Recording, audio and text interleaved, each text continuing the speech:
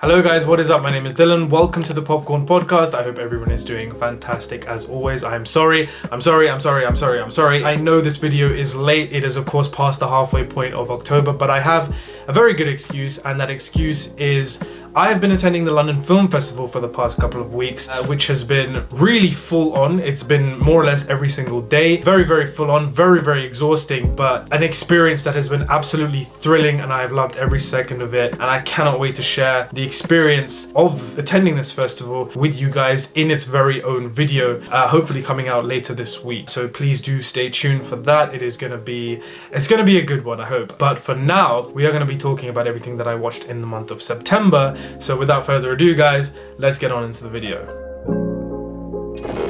So as you guys can see, 16 entries in the month of September. That is more or less one every 2 days. So not too many that I got through this month, but nevertheless.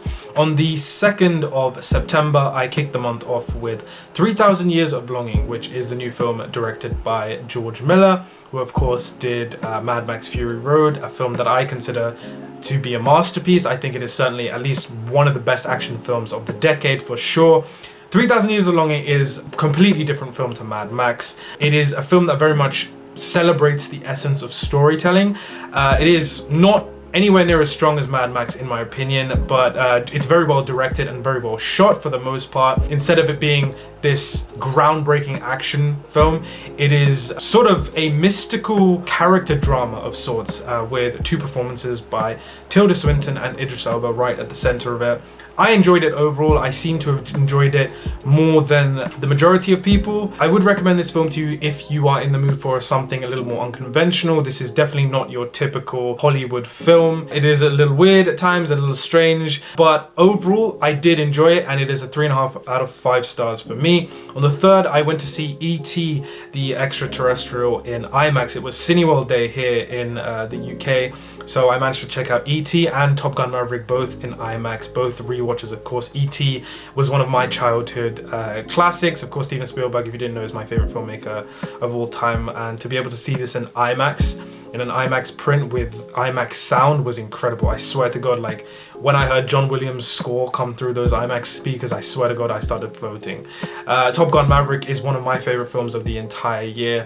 Absolutely breathtaking film by Joseph Kosinski, with an incredible cast, incredible visuals, and real practical stunts that are just mind-blowing to experience in a theater like this with an audience like this. So yeah, on the 6th I watched a film called Ghostland, and this is one of those films that if you have TikTok, you see these viral videos on the top 10 horror films that you need to check out, top 10 scariest films that are out there, and this was one of those films that we did check out, and I do have to say it was rather disturbing. It did give me the creeps. A lot of the moments in this film did get under my skin. I will say though, I think that if you are a girl, you will find this film a lot more uncomfortable to watch, because it definitely deals with a lot of heavy subject matter. There is a lot of screaming in this film. Like honestly, by the time the credits for this film hit, my ears were like just gone. But yeah, 2.5 out of 5 stars for Ghostland. On the 7th, I watched Back to the Future. I caught this in a cinema. It is another classic that I've ticked off my list of films, classics that I want to watch in the cinema. It's a masterpiece. Nothing really more to say on Back to the Future here. On the 10th, I watched See How They Run, which is a new mystery comedy with a great cast. This film was cute, you know, it was perfectly fun. I had a great time watching it. I was pleasantly surprised. I thought the performances were great, particularly from Sam Rockwell and Saoirse Ronan. A really fun time at the movies. It's a good date film, I think. On the 18th, I watched Fall, which is a new survival thriller. It is a very by-the-book survival thriller with regards to its plot. A lot of the things that do happen are pretty predictable, but what I think differentiates this film from others is the atmosphere it creates. It's the location, it being like really, really high up in the sky, creates a constant level of tension right the way through the film, which I found pretty entertaining. So 3 out of 5 stars for me. On the 19th, I watched Do Revenge, which premiered on Netflix recently, and it stars Camila Mendes and Maya Hawke, both of whom I really like. But this film just didn't do it for me, guys. You know, it tried to take elements of films like Mean Girls and Clueless, but it didn't really pull it off to my satisfaction. Maybe that's just personal preference for this film, but I didn't really love this film too much. 2 out of 5 stars for me. On the 20th though, I watched Ticket to Paradise, which is a new rom-com starring George Clooney and Julia Roberts. And I'm a sucker for rom-coms, and I had a pretty enjoyable time with this film, I won't lie. It is one of the most by-the-books rom-coms I have ever seen, but that's completely fine. It is exactly what you think it is going to be. I was not surprised at anything in this film, but like I said, I'm a sucker for rom-coms, so 3 out of 5 stars for me. It also has a blooper reel at the end credits, so that is always a bonus in my books at least. On the 20th, later on that night, I watched The Woman King, which is a new historical action drama. I use the word historical very loosely because of course there has been a lot of controversy surrounding this film for its historical accuracy. I always try and separate all of that stuff when I look at films, and I thought that this was pretty good. I thought the script was a little drawn out. There were a lot of unnecessary storylines that I didn't think needed to be there, but overall I thought it was pretty epic. Viola Davis is absolutely terrific in this film. She is, in my opinion, one of the greatest actresses of all time, and here she absolutely kills it. The entire cast in this film is really, really good. On the 21st, oh my, Don't Worry Darling, I checked out in IMAX, which was a beautiful experience. This film is gorgeous to look at, but it is also the most disappointing film of the year for me. It's directed by Olivia Wilde. Her debut, Booksmart, is a favorite of mine. I absolutely love that film, but Don't Worry Darling was such a miss from her, unfortunately. Florence Pugh is one of my favorite actresses working today, and she absolutely carries this film. I mean, if you haven't heard of all the, behind the scenes controversy for this film, I just think this film was really underwhelming. I hope Olivia Wilde steps it up for the next one. I hope she tries a different genre, because I really don't think this was her thing. But yeah, on the 27th, I went to my first ever press screening at the BFI just before the week before the London Film Festival started, and I watched Ruben Östlund's Triangle of Sadness, which was the Palme d'Or winner at the Cannes Film Festival. So I was super excited to check this one out, and I have to say, I really enjoyed Triangle of Sadness. It is a comedy satire that for me is the most hilarious film of the entire year.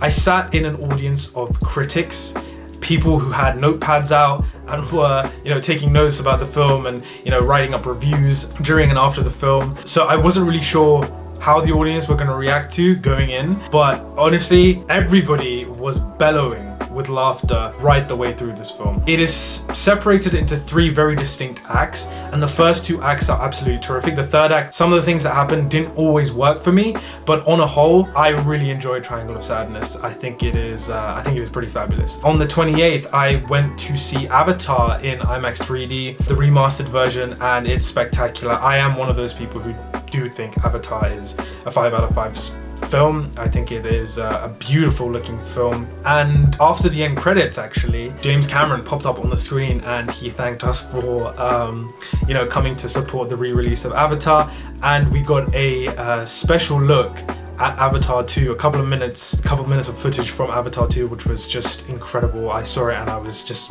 completely blown away.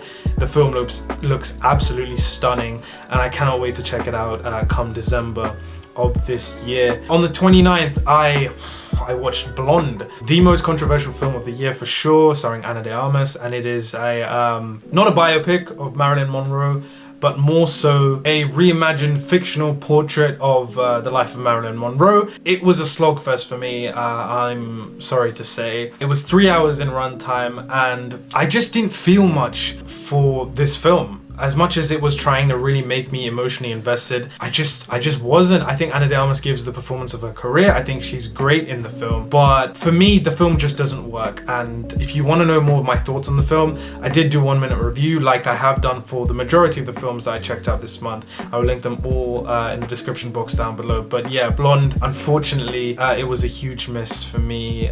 This was the second film in a week and a half that I watched where the lead performance is absolutely brilliant, but the film just crumbles around it, and that was just super disappointing to see. But later on that night, I watched Smile, the new Blumhouse horror film that has supposedly taken the world by storm. I thought Smile was enjoyable. It has a creepy enough premise, but I just don't think that the film really makes use of it to its advantage as much as it could have. The final 10 minutes of the film for me was the best part about the film, and I thought if we got more of that kind of stuff, the film would have really been one of my favorites of the year, but unfortunately it didn't. Unfortunately, I felt like all it could do in an attempt to scare the audience for the majority of the runtime was just use jump scares. Some of them were effective, but after a certain point it just got tiresome. But yeah, overall I thought it was a pretty fun film, and I gave it 2.5 out of 5 stars. But the last film I watched in the month of September was Causeway, a new film starring Jennifer Lawrence and Brian Tyree Henry. This was another press screening that I managed to check out at the BFI. And yeah, I enjoyed Causeway. I wouldn't say I enjoyed it. I admired this film. I thought it was it's a very slow burn indie drama. I gave it a 3 out of 5 stars. I thought it was pretty good. I thought it was well shot. I thought the performances were great, but not really my kind of thing. I didn't think the story did anything different to similar ones that we had seen in the past before. So yeah, I thought it was fine, but I don't think it's going to blow anyone away. But yeah, that is me, guys. That is everything that I watched in the month of September. Do let me know if you have any thoughts on any of those films that I've mentioned in this video, and do let me know what you managed to check out as well. I would love to chat down below in the comments section. If you did enjoy the video, be sure to leave a like and consider subscribing to the channel if you are new. We talk movies here all the time, as I'm sure you're aware. But yeah, guys, that is it from me. Do look forward to my London Film Festival vlog style video that will be coming out very, very soon. I hope you guys are enjoying the reactions to House of the Dragon and The Rings of Power over here on YouTube Shorts, on Instagram Reels, and TikTok, of course. If you aren't following me on those social media channels, I will once again leave everything linked in the description box down below. But for now, guys, thank you so much for checking out the video, and I will catch you very soon in the next video.